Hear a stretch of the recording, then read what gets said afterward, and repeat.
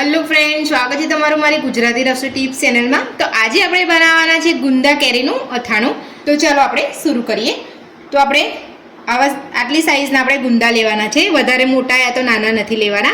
અને ગુંદા આપણે એવા પસંદ કરવાના કે ડાઘવાળા ના હોય અને મોટા ના હોય ને એકદમ સરસ તાજા હોય। તો આપણે ધોઈ અને અમે સાફ કરીને આપણે લઈ લીધેલા છે, પાણી અંદર ના રહેવું જોઈએ। અને આપણે અહીંયા એક રાજાપુરી કેરી લીધી છે, 250 ગ્રામની આપણે કેરી છે અને 500 ગ્રામ આપણા ગુંદા છે। તો ગુંદાને આપણે દસ્તાની મદદથી આગળથી આપણે એને થોડું તોડી લઈશું।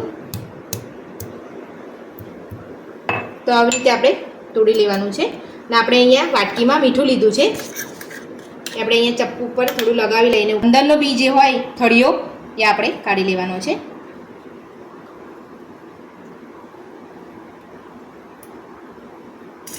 તો તમે જોઈ શકો છો આપણે થળિયો કાઢી લીધો છે અને આપણે આંગળીની મદદથી બધી ચીકાશ ગુંદાની કાઢી લઈશું। આપણે મીઠાવાળી આંગળી કાઢવાની છે અને ગુંદાની બધી ચીકાશ આપણે કાઢી લેવાની છે। ચીકાશ આપણે એટલા માટે કાઢવાની કે ખાવામાં જ્યારે આપણે ગુંદાનું અથાણું ખાઈએ ત્યારે આપણને ચીકાશ ના લાગે, એટલે આવી જ રીતે આપણે બધા ગુંદાના બી કાઢી લઈશું। તો તમે જોઈ શકો છો ગુંદાની અંદરથી આપણે બધા જ થળિયાને કાઢી લીધા છે। હવે આપણે અહીંયા આપણે જે 250 ગ્રામની કેરી લીધી છે અને આપણે ઉપરથી છોલી અને છીણી લઈશું। તો કેરીને આપણે છોલી લીધી છે। હવે આપણે અહીંયા આ જે ઝીણી સાઈઝની છીણી આવે એ બાજુથી આપણે છીણી લઈશું। આપણે આ સાઈડનું મોટી નથી છીણવાની, આપણે આ સાઈડની છીણવાની છે। તમને જેવું ભાવે મોટી કે નાની છીણી શકો છો, પણ આ મીડિયમ સાઈઝની છીણીથી તમે છીણશો તો ગુંદામાં એનું છીણ ભરતા અમને સરસ ફાવશે, એટલે આપણે આ છીણી લઈશું। હવે તો આપણે કેરીને છીણી લીધી છે। હવે આપણે એમાં અડધી ચમચી હળદર પાવડર અને અડધી ચમચી મીઠું બધું જ આપણે મિક્સ કરી લઈશું। તો આપણે બધું જ મિક્સ કરી લીધું છે, હવે આપણે એને ઢાંકી લઈશું। તો હવે આપણે ગુંદાના અથાણાનો મસાલો બનાવી લઈશું। તો આપણે અહીંયા 100 ગ્રામ રાઈના કુરિયા લીધા છે અને 100 ગ્રામ આપણે મેથીના કુરિયા, 50 ગ્રામ આપણે વલિયારી લીધી છે અને આપણે મિક્સર જારમાં પીસી લીધી છે અને આપણે રાઈના કુરિયા અને મેથીના કુરિયાને પણ અધકચરા પીસી લીધા છે। હવે આપણે એમાં 1 ચમચી હિંગ નાખીશું, બધું જ આપણે મિક્સ કરી લઈશું।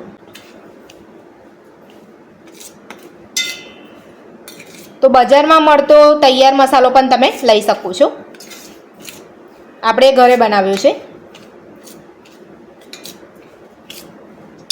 તો બધો જ મસાલો આપણે મિક્સ કરી લીધો છે। હવે આપણે એની અંદર થોડું તેલ ઉમેરીશું। આપણે આ તેલ ગરમ કરેલું છે,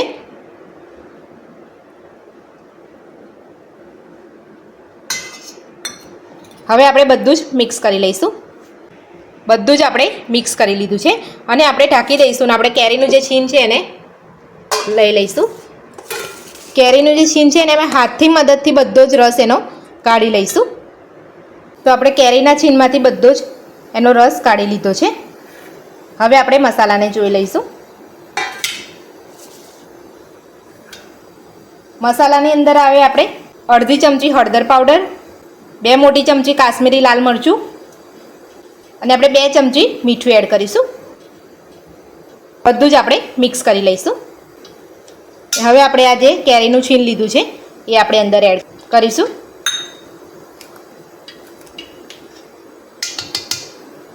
હવે આપણે હાથેથી બધો જ મસાલો મિક્સ કરી લઈશું। તો બધો જ મસાલો આપણે મિક્સ કરી લીધો છે। હવે આપણે આ ગુંદામાં બધો મસાલો ભરી લઈશું।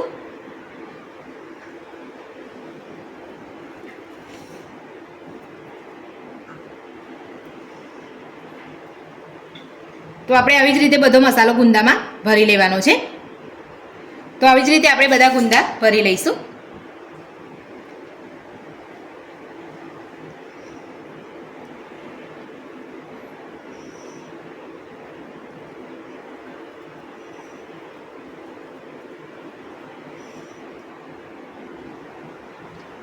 તમે જોઈ શકો છો આપણે બધા જ ગુંદાને ભરી લીધા છે। હવે આપણે અહીંયા એક બોટલમાં ભરી લઈશું। તો તમે જોઈ શકો છો આપણે બધા જ ગુંદાને ભરી લીધા છે અને આપણે જે આ મસાલો વધ્યો છે આપણે ઉપરથી બધો જ અંદર નાખી દઈશું. તમે જોઈ શકો છો આપણે બધો જ મસાલો અંદર બરણીમાં નાખી દીધો છે. હવે આપણે અહીંયા સરસિયાનું તેલ લીધું છે, એ આપણે ગરમ કરીને મેં ઠંડુ કરી લીધું છે, એ આપણે બરણીમાં થોડું થોડું નાખતા જઈશું.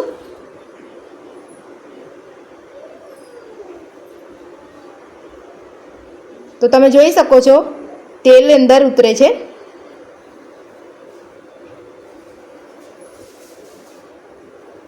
છેક ગુંદાની અંદર છેક નીચે તેલ જાય છે.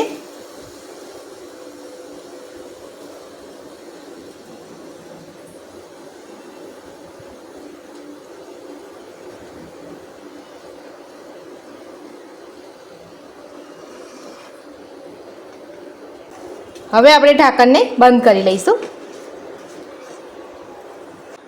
તો ગુંદાનું અથાણું આપણું બનીને તૈયાર છે. આ અથાણું આપણે અઠવાડિયા સુધી એને રહેવા દેવાનું છે, એટલે 8 થી 10 દિવસ માટે આપણે રહેવા દેવાનું છે. ત્યારબાદ તમે ખાઈ શકો છો. જો તમને મારી આજની રેસીપી ગમી હોય તો મારા વિડીયોને લાઇક કરજો, ચેનલને સબસ્ક્રાઈબ કરજો, તમારા મિત્રોને જરૂરથી શેર કરજો. Thank you.